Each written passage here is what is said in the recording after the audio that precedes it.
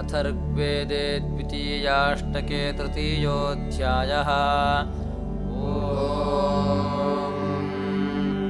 वसो रुद्रा पुरुवन्तो वृधन्ता दशस्य तन्नो वृषणामभिष्टौ दस्रा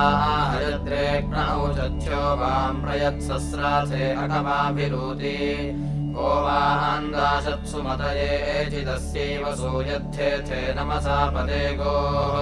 विकृतमस्मे रेवतीः पुरन्धीः कामप्रेणेव मनसाचरन्ता युक्तो हयद्वान्तौ क्रियाय पेरुर्विमध्ये अर्णसोधायि वज्रः उपवामवशरणं गवेयं शूरो नात्मपतयद्भिरेवैः उपस्तुतिरौ चच्छमुरुष्येन्मामिमे पदत्रिणी विदुग्धा मामेधो दशजयश्चितोधाक् प्रयद्वाहं बद्धस्म निखादतिक्षाम् नमागरन्नद्यो मातृतमादासायदीं सुसमुग्धमबाधुः शिरो यदस्य त्रैतनो वितक्षत् स्वयं दास उरो अंसावपिग्धा दीर्घतमा मामते योजुर्वान् दशमे युगे अपामर्थं यतीनां ब्रह्मा भवति सारथिः प्रत्यावाह यज्ञैः पृथिवीरता वृथा महीस्तुषे विदथेषु प्रचेतसा देवेभिर्ये देवपुत्रे सुदंससेत्था धिया वार्याणि प्रभूषतः उत मन्ये विदुरद्रुहो मनो मातुर्महिस्वतवस्तद्धवीमभिः सुरेतसा पितरा भूमचक्रतुरुप्रजाया अमृतं वरीमभिः ते सूनवस्वपसः सुदंससो महीजज्ञुर्मातराः पूर्वचित्तये स्थातुश्च सत्यं जगतश्च धर्मणि पुत्रस्य पाथः पदमद्वया विनः ते मायिनो ममिरे सुप्रचेतसो जामीसयो निमिथुना समोगसा नव्यन्तन्तु मातन्वदे दिवि समुद्रे अन्तः कवयः सुदीतयाः तद्राधो अद्य सवितुर्वरेण्यं वयं देवस्य प्रसवे मनामहे अस्मभ्यं द्यावा पृथिवी सुचेतुना रयिन्धत्तं वसुमन्तं शतग्विनम् ते द्यावा पृथिवी विश्वशम्भुवर्तावरीरजसो धारयत्कवी सुजन्मनीक्षणे अन्तरीयते देवो देवी धर्मणा सूर्यः शुचिः सा महिनी असश्चता पिता माता च भुवनानि रक्षतः सुदृष्टमेव पुष्येन रोदसी पिता यत्सेमभिरूपैरवासयत् स वह्निः पुत्रः पित्रोः पवित्रवान् पुनातिथीरो भुवनानि मायया धेनुं च वृष्णिं वृषभं सुरेतसं विश्वाः शुक्रं पयो अस्य दुक्षत अयं देवानामपसामपस्तमो यो जजानरोदसी विश्वशम्भुवा वियो ममे रजसी शुक्रतूयजातरेभिस्कम्भनेभिः समादृजे तेनो गृणाने महिनी महिश्रवाः क्षत्रन्द्यावा पृथिवीधा सथो बृहत् येनाभिकृष्टीस्ततनाम विश्वः पनाय्यमो यो अस्मे समिन्वतम्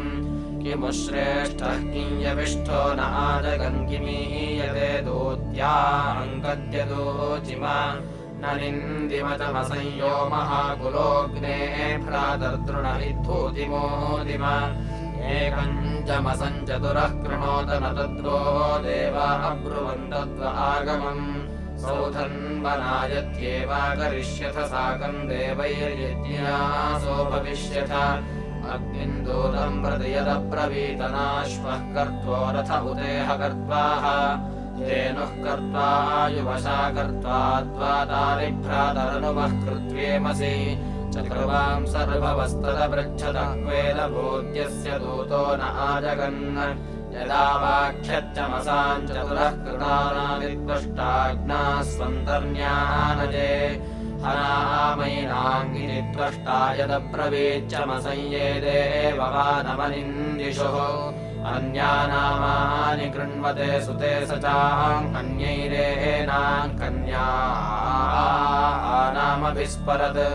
इन्द्रो हरियुजे अश्विनारथम् बृहस्पतिर्विश्वरूपामुपायत ऋभुर्विभावाजो देवाङ्गच्छतस्वपसो यज्ञियम् भागमयीतन निश्चर्मणो गामरिणीतथेतिभिर्याजरन्दायुवशाताकृणोदन सौधन्वना अश्वादश्वमतक्षतयुक्त्वा रथमुपदेवाङ्गयातन इदमुदकम् पिबतेत्यब्रवीतनेदम् वाघा पिबतामुञ्जनेदनम् सौधन्वना यदि तन्नेव हर्यथ तृतीये खासवनेवादयाद्वै आपो भूयिष्ठा इत्येको अब्रवीदग्निर्भूयिष्ठ इत्यन्यो अब्रवीत् वधर्यन्तेम् बहुभ्यः प्रैको अब्रवीदृतावदन्तश्चमसाम् अविंशत श्रोणामेक उदकम् गामवायति मांसमेकः पिंशति सूनयाभृतम् आनिमृचश्च कृतेको अपाभरत् किम् स्वित्पुत्रेभ्यः पितरा उपावतुः उद्वत्स्वस्मा अकृणोत नातृणम् दिवत्स्वपस्वपस्यया नरः अगोह्यस्य यदसस्तना गृहे तदद्येतर्भवो नानुगच्छथ सम्मील्य यद्भुवना पर्यसर्पतः क्वस्वित्तात्या पितरा व आसतुः अशपतयः करस्नम् व आदते यः प्राब्रवीत् प्रोतस्मा अब्रवीतन सुषुप्माम् सर्ववस्तदपृच्छदा गोह्यक इदन्नो अबोबुधत् श्वानम् वस्तो बोध इतारमब्रवीत् संवत्सर इदमद्याव्यक्षत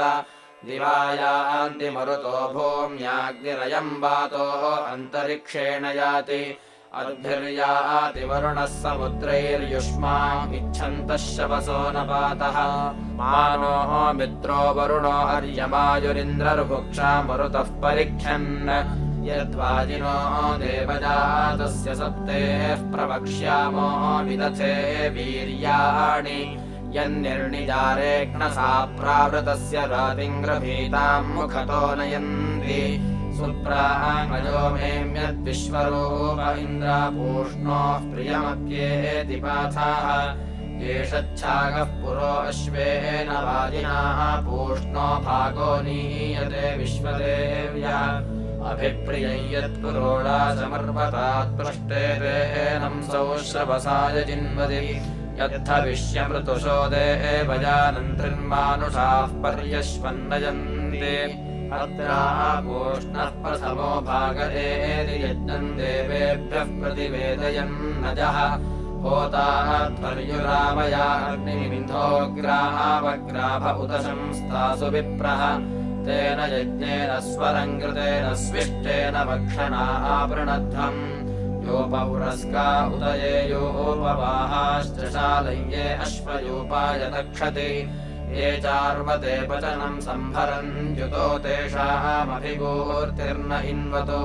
उपप्रागात् सुमन्मेधायिमन्मदेवानामाशा उपवीतपृष्ठः अन्वेनम् विप्राऋषयो मदन्ति देवानाम् पुष्टे च क्रमासु बन्धुम् यद्वाजिनो रामसन्दानमर्वतो याशीर्षण्यारशनारज्जुरस्य यद्वाघास्य प्रभृतमास्ये तृणम् सर्वाताते अपि देवेष्वस्तु यदश्वस्य क्रविशो मक्षिकाश यद्वास्वरौ स्वधितौ रिक्तमस्ति यद्धस्तयोश्चमितुर्यन्नखेषु सर्वाताते अपि देवेष्वस्तु यदोवध्यमुदरस्यापवाति य आमस्य क्रविशो गन्धो अस्ति सुकृतादच्छमितारः कृण्वन्तु तमेधम् श्रुतपाकम् पचन्तु यत्ते गात्रादग्निनाः पच्यमानादभिशूलन्यहतस्यावधावति मातद्भूम्यामाश्रिषन्मातृणेषु देवेभ्यस्तदुषद्भ्यो रातमस्तु ये वाजिनम् परिपश्यन्ति भग्वम् यईमाहुः सुरभिर्निर्हरेति ये चार्वतो मांसभिक्षामुपासत उतो तेषामभिगूर्तिर्न इन्वतो यन्नेक्षणम् सांस्पजन्या उखायाया पात्राणि योष्ण आसेचनानि ऊष्मण्याः पिधानाः चरूणामङ्गाः सूनाः परिभूषन्त्यश्वम् विक्रमणम् निषदनम् विवर्तनम् यच्च पड्वीशमर्वतः यच्च पपौ यच्च घासिञ्जघास सर्वादा ते अपि देवेष्वस्तु मा त्वाग्निर्फलयेद्धूमगन्धिर्मोखाभ्राजन्त्यभिविक्तजघ्रीः इष्टम् वेदमभिगूर्तम् वषट्कृतम् तम् देवासः प्रतिगृह्णन्त्यश्वम् यदश्वायवास उपस्तृणन्ति धीवासं या हिरण्यान्यस्मै सन्दानमर्वन्तम् पड्बीशम् प्रिया देवेश्वायामयन्ति यत्ते सा दे महसाशु कृतस्य वार्ष्ण्या वा कषया वा तुतोदा सृजेवता हविषो अध्वरेषु सर्वाता ते ब्रह्मणा सूदयामि चतुस्त्रिंशद्वाजिनो देवबन्धोर्वङ्क्रीरश्वस्य स्वधितिः समेति अच्छिद्रा गात्रा वयुना कृणोत परुष्परुरनुगृह्याविशस्ता एकस्पष्टुरश्वस्याविशस्ताद्वायन्तारा भवतस्तथ ऋतुः या ते गात्राणाम् ऋतुथा कृणोमिताता पिण्डानाम् प्रजुहोम्यग्नौ मा त्वातपत्प्रिय आत्मा पियन्तम् मा स्वरितिस्तन्वा आदिष्ठिपत्ते मा ते कृद्धुरभिशस्तादिहाय छिद्रागात्राण्यसिनामिथोकः न वा उदेतन्म्रियसे नरिष्यसि देवाङ्गिरेशिपतिभिः सुगेभिः हरिः ते युञ्जापृषतीमभूतामुपास्थात्वाजीथुरिरासभस्य सुगव्यन्नो वाजीस्वश्म्यम् पुंसः पुत्राम् पुरविश्वापुषम् रयिम् अनागास्त्वन्नो अदितिः कृणोतु क्षत्रन्नो अश्वो वनताम् अविष्मान् यदक्रन्दः प्रथमम् जायमान उद्यम् समुद्रादुतवापुरीशात् श्येनस्य पक्षा हरिणस्य बाहु उपस्तुत्यम् महि जातम् ते अर्वन्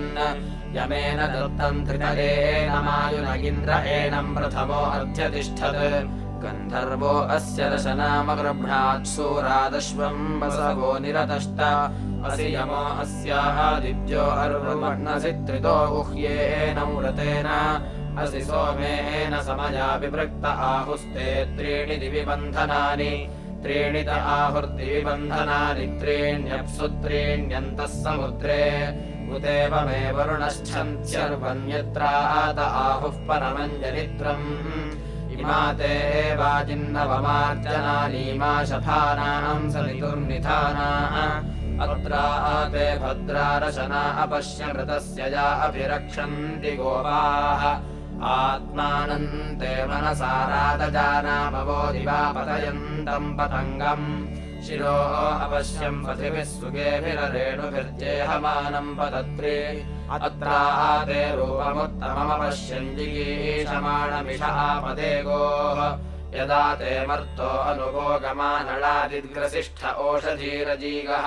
अनुत्वा रथो अनुमर्यो अर्वन्ननुगावोऽनुभगः कनीनाम् अनुव्रातासस्तव सख्यमीयुरनुदेवाममिरे वीर्यन्ते हिरण्यशृङ्गो यो अस्य पादामनोजवा अमर इन्द्र आसीत् देवा इदस्य हविरद्यमाजन्यो अर्वन्तम् प्रथमो अध्यतिष्ठत् ईर्मान्तासः सिलिकमध्यमासः संशूरणासो दिव्यासो अत्याः हंसा इव श्रेणिशो यतन्ते यदाक्षिषुर्दिव्यमज्ञमश्वाः तव शरीरम् पतयिष्मर्वन्तव चित्तम् वात इव ध्रजीमान् तव शृङ्गाणि विष्ठिता पुरुत्रारण्येषु जर्भुराणाचरन्ति उपप्रागाच्छसनम् वाज्यर्वा देवद्री च मनसादीत्यानः अजः पुरोनीयते नाभिरस्यानुपश्चात् कवयो यन्ति रेफाः उपप्रागात् परमं यत्सधस्थमर्वाङ्गच्छाभितरम् मातरम् च अद्या देवाञ्जुष्टतमो हि गम्या अथाशास्ते दाशुषे वार्याणि अस्य वामस्य परितस्य होतुस्तस्य भ्राता मध्यमो अस्त्यश्नाः तृतीयो भ्राता कृतपृष्ठो अस्यात्राः पश्यम् विष्पतिम् सप्तपुत्रम् सप्त युञ्जन्ति रथमेकचक्रमेको अश्वो वहति सप्तनामा त्रिनाभिचक्रमजरमदर्वं यत्रेमा विश्वा भुवनाधितस्थो इमम् रथमधिये सप्ततस्थुः सप्तचक्रम् सप्त वहन्त्यश्वाः सप्तस्वसारो अभिसन्नवन्ते यत्र गवान्निहिता सप्तनाम ओददर्श प्रथमम् जायमानमस्थन्वन्तय्यदनस्था विभक्ति भूम्या असुरसृगात्मात्मस्वित्को विद्वाम् समुपगात् प्रष्टुमेतत् पाकः पृच्छामि मनसा विजानम् देवानामेना निहिता पदानि वत्से वष्कयेति सप्ततन्तोऽन्विदप्ते कवयो तवावो अचिकित्वाञ्चिकितुषश्चिदत्र कवीन् पृच्छामि विद्मनेन विद्वान् वियस्तस्तम् भषणिमारजाम् शिरस्य रूपे किमपि स्विदेकम् इह ब्रवीतु य ईमङ्गवेदास्य वामस्य निहितम् पदम् वे शीर्ष्णः क्षीरम् दुःकृते गावोः अस्य पौरिम् वसाना उदकम् पदापूः माता पितरमृत आवभाजतीत्यग्रे मनसा संहि जग्मे सा भत्सुर्गर्भरसा निविद्धा नमस्वन्त इदुपवाकमीयुः युक्ता मातासीद्धुरिदक्षिणाया अतिष्ठद्गर्भो ऋजनेष्वन्तः अमीमेद्वत्सो अनुगामपश्यद्विश्वरूप्यम् त्रिषु योजनेषु तिस्रो मातृस्त्रीन् पितॄन्बिभ्रदेक ऊर्ध्वस्वस्थो नेमवक्लापयन्ति मन्त्रयन्ते दिवो अमुष्य पृष्ठे विश्वमिदम् वाचमविश्वमिन्वाम् द्वादशारम् नहि तज्जनाय पर्वर्ति चक्रम् परित्यावृतस्य आपुत्रा अग्ने मिथुनासो अत्र सप्तशतानि विंशतिश्च तस्थुः पञ्चपादम् पितरम् द्वादशाकृतिम् दिव आहुः परे अर्धे पुरीषिणम् अथे मे अन्य उपरे विचक्षणम् सप्तचक्रे षडराहुरर्पितम् पञ्चाहारे चक्रे परिवर्तमाने तस्मिन्नातस्थुर्भुवनानि विश्वाः तस्य नाक्षस्तप्यते भूरिभारः सनादेव न शीर्यते सनाभिः सनेमि चक्रमजरम् विवाहवृतवुत्तानायाम् दशयुक्ता वहन्ति सूर्यस्य चक्षुरजसैत्यावृतम् तस्मिन्नार्पिता भुवनानि विश्वाः सा कञ्जानाम् सप्तथमाहुरेकजम् षडित्यमार्षयो देवजा इति तेषामिष्टानि विहितानि धामशस्थात्रे रेरन्ते विकृतानि रूपशः स्त्रियः सतीस्तामुमे पुंस आहुः पश्य लक्षण्वान्नपि चेतदन्धः कविर्यः पुत्रः स ईमाजिकेतयस्ताभिजानात् स पितुष्पिता सत् अवः परेण परेणापरेण पदावत्सम् बिभ्रती गौरुदस्थात् सा कद्रीजीकम् स्विदर्थम् वरागात्क्वस्वित्सूते न हि यूते अन्तः अवः परेण पितरय्यो अस्यानुवेद परेणावरेण कवीयमानः क इह प्रवोचद्देवम् मनः कुतो अधिप्रजातम् ये अर्वाञ्चस्ताम् उपराज आहुर्ये पराञ्चस्ताम् अर्वाच आहुः इन्द्रश्च याचक्रतुः सोमतानि धरानयुक्ता रजसो वहन्ति वासुपर्णा सयुजा सखाया समानम् वृक्षम् वरिणस्वजाते तयोरन्यः पिप्पलम् स्वाद्वत्यनश्नन्नन्यो अभिचाकशीति यत्राः सुपर्णा अमृतस्य भागमनिमेषम् विदधाः विस्वरन्ति इनो विश्वस्य भुवनस्य गोपाः समाधीनः पाकमत्राविवेश यस्मिन् वृक्षे मत्वदः सुपर्णानि विशन्ते सुवते चाधिविश्वे तस्येदाहुः पिप्पलम् स्वाद्वग्रे तन्नोन्न सद्यः पितरन्न वेद यद्गायत्रे अधिगायत्र माहितन्त्रैष्टुभाद्वात्रैष्टुभन्निरदक्षत यद्वाजगज्जगत्याहितम् पदय्य इत्तद्विदुस्ते अमृतत्वमानशुः गायत्रेण प्रतिमिमीते अर्कमर्केण सावत्रैष्टुभेन वाकम् वाकेन वाकम् द्विपदा चतुष्पदाक्षरेण विमते सप्तवाणीः जगता सिन्धुम् दिव्यस्तभा यत्रथन्तरे सूर्यम् पर्यपश्यत् गायत्रस्य समिधस्तिस्र आहुस्ततो मह्ना प्ररिरिचे महित्वा उपह्वये सुदुःखान्धेनुमेताम् सुहस्तो गोधुकुतलो हदेनाम् श्रेष्ठम् समम् सविता सा विशन्नो धीद्धो कर्मस्तदुषु प्रवोचम् हिं कृण्वते वसुपत्नी वसूनाम् वत्समिच्छन्ति मनसाभ्यागात् दुहामश्मिभ्याम् पयोः अग्नेयम् सा वर्धताम् महते सौभगाय गौरमे मेदनुवत्सम् विशन्तम् मूर्धानम् हिङ्गकृणोन्मातवाउ सृक्वाणम् कर्ममभिवावशानामिमातिमायुम् पयते पयोभिः अयम् सशिङ्क्ते येन गौरभिवृतामिमातिमायुम् ध्वसनावधिश्रिता